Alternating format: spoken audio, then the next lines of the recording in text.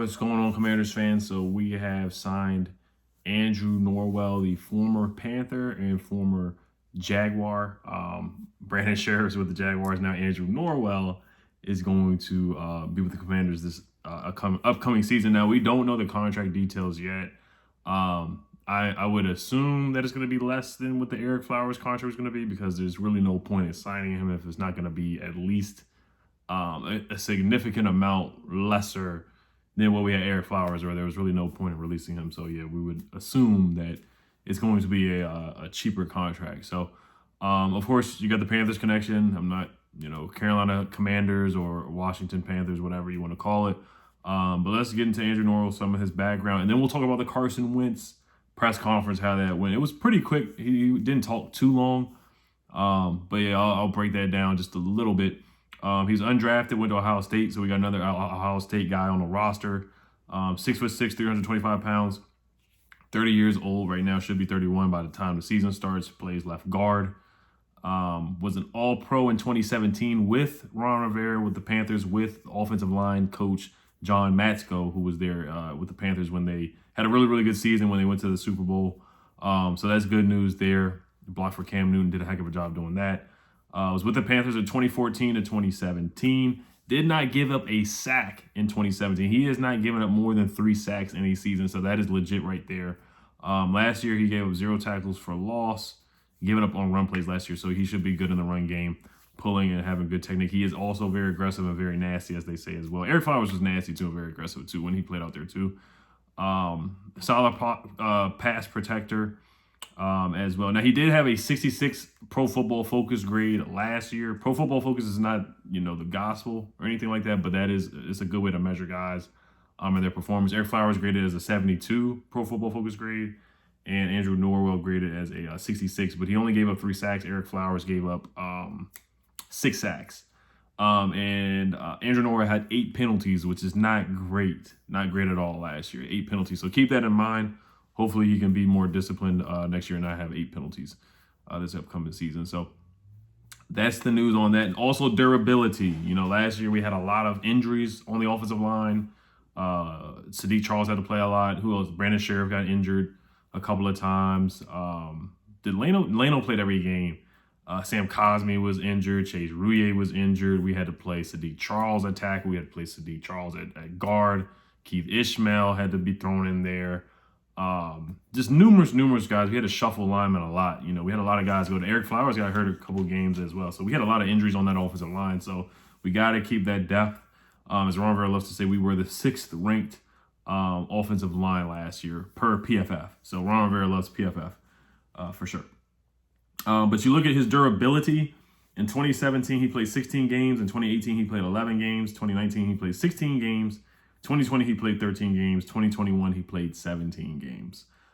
So 2020, he missed 3 games, which is not bad. 2019, he played all 16 games. 2018, he played 11 games. So you got to look at Brandon Sheriff. I don't have Brandon Sheriff's numbers up. I'm not going to just keep comparing him to Brandon Sheriff, but you do have to look at who you're signing and, the durability, how many games they played. So for the most part, it looks like he's not an injury-prone player. And then JP Finley said that they love the way that he blocks in the screen game. So you're going to see a couple of screens to J.D. McKissick, a couple of screens to Antonio Gibson. Just some quick hitters out of the backfield for those guys, some quick passes as well. So let's move on to in 2017, another nugget. He was he had the highest pass blocking grade per PFF as well. That was when he had his All-Pro season, but he has never made a Pro Bowl, which doesn't really matter. The Pro Bowl is it can be a popularity contest sometimes, but 2017 he had a really good season.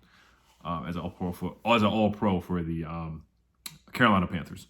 All right, let's transition to Carson Wentz and his presser. Of course, he had the burgundy and gold suit. A lot of people were joking him and making fun of him, saying that he had ketchup and mustard or whatever. Everybody wanted to get their jokes off on social media. I didn't really care about the suit. It is what it is. If he's trying to make a statement, I'm fine with that. That's cool. Have some swag. Have some drip or something. He had the.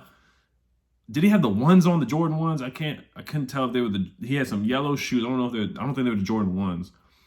But yeah, he had some high top, I don't know if they were Dunks or Jordans or whatever.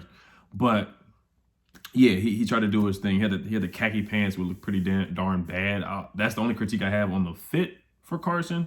Other than that, I was fine with the fit. I see he's trying to have some swag with it. But Dan Snyder, of course, was not there. I don't know if he's allowed to be there or not, but of course, Tanya Snyder was there. Ron Rivera made a joke, Happy Thanksgiving, just to lighten up the mood. You already know Dan Snyder said Happy Thanksgiving. But I wrote down some notes that stood out to me. He said, thank you to the Snyders for bringing him on, or, approving the move. If that's how, things worked out with, Ron Rivera getting the approval from Dan Snyder or Tanya Snyder. Of course, they asked him about what happened in Indianapolis. He said he doesn't know. He wonders the same thing. But he did have accountability, which is what I liked. He said the way that they finished was poor. He said the way that I finished was poor. He didn't point a finger at anybody else, didn't blame anybody. He took accountability. He said they played poorly in those last 2 weeks, not just the Jaguars game, but the Raiders game, where it was a winnable game at home. I think they had the lead, and then Derek Carr just marched down the field and had another game-winning drive. And threw the ball to Hunter Renfrow. I remember watching that. And the Raiders won that game. The Colts had ample opportunities to make the playoffs. They were 9-6, right? 9-6. And they finished out 9-8. They basically choked away the playoffs. And Jim Irsay was not happy about that. And they moved on from Carson Wentz. David Aldridge was the one that asked that question, asked why didn't it work out in Indy. Carson Wentz basically had the same answer. Then somebody else asked him questions about his leadership. We already know about that in Philly with the leadership, the whole thing with Nick Foles, the whole things with Jalen Hurts, the whole thing about Darren Sproles, the rumor of Darren Sproles not being happy with Carson Wentz after they won the Super Bowl. Those are rumors, but where there's smoke, there's definitely fire. And the leadership rumors about him in Indianapolis, like I said, where there's smoke, there's fire for sure. But Carson said some things are true that you hear, some aren't. But he said he does not listen to the outside noise. And basically, he's just going to keep doing what he's doing, focus on what he has to do as a leader. Another question was, he talked about Terry McLaurin, which was good. He said Terry is different when they played against when he was with the Eagles, they played against Washington, they played against us. Terry McLaurin caught a screen pass and went for 50 yards. He said that guy is different. And then he spoke to Terry McLaurin personally and said that, he would love to throw footballs to him. So, and then he already said he reached out to the guys, to the receivers on the roster already to work out. So that's good news as well, that he's going to get that chemistry and get that connection with the guys, even before mini camp, training camp, OTA starts. So that's good to hear as well. Somebody, like I said before, somebody asked about Chris Ballard, what he said about criticism at the Combine. When Chris Ballard, the Colts GM, said that the criticisms that have been said are fair on Carson Wentz. I want to say that was Sam Fortier who asked that question, who's a beat reporter for the Washington Commanders. Carson said there are a lot of criticisms, but I don't read anything at all. So that's basically how he responded to that. Let me see, what else do I have that stood out here? He reached out to Chase Young. Chase Young reached out to Carson, and he said Chase Young was chasing him around Chase Young's rookie year when we had 8 sacks on them, and Carson Wentz, his face turned red and it just went downhill. I think we broke Carson Wentz that week 1 when we sacked him 8 times. I really think we broke that, man. And then ever since then, it just went downhill for Carson Wentz. Let me see. Yeah, he's looking forward to push the ball downfield. He talked to Scott Turner. He said he was excited about the conversation that he had with Scott Turner, the offensive coordinator. Talking about the offense, that he had a good conversation with Scott Turner as well. But yeah, if you guys feel like I missed anything during the presser, but like I said, what I liked was he gave honest answers. It's a press conference. This is a honeymoon phase with Carson Wentz. I don't take too much stock into press conferences. I've heard many things where people say the right things all the time.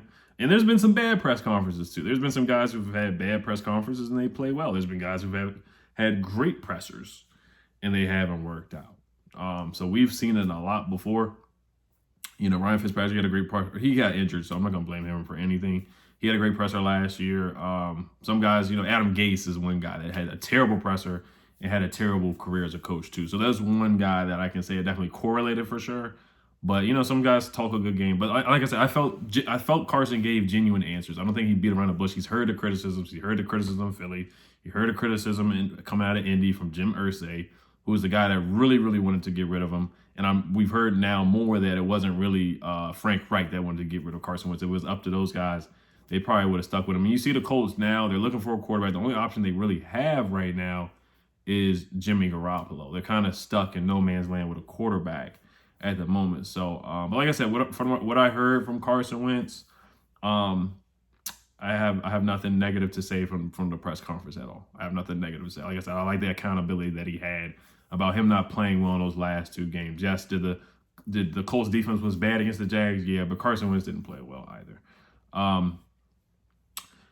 Yeah, that's it. I mean, the helmet looked good, and I do like he's going to be wearing number 11 as well. That's pretty nice. Ron Rivera, I think when Carson got off the plane, he said, "You're in a place where somebody wants you." That's important too, and it kind of shows you that Ron really is believing in Carson Wentz. That's why I don't believe we're going to draft a quarterback at 11. I could be wrong, but that's I really think Ron is believing in Carson Wentz, and he's a big boy. He's a big country fed guy. That I think Ron definitely believes that he can work with Carson Wentz and win football games. And I'm not going to say he's trying to make it like the Panthers with Carson Wentz and Cam Newton, because they're 2 different quarterbacks, but you just kind of see how he's constructing the team. A lot of former Panthers guys and big body quarterback, how Cam Newton was. No really correlation, but it's just a small similarity there, but could be reaching there. But all right, you guys, let me know what you guys think. Hail to the Commanders. Salute to the Commanders. Peace.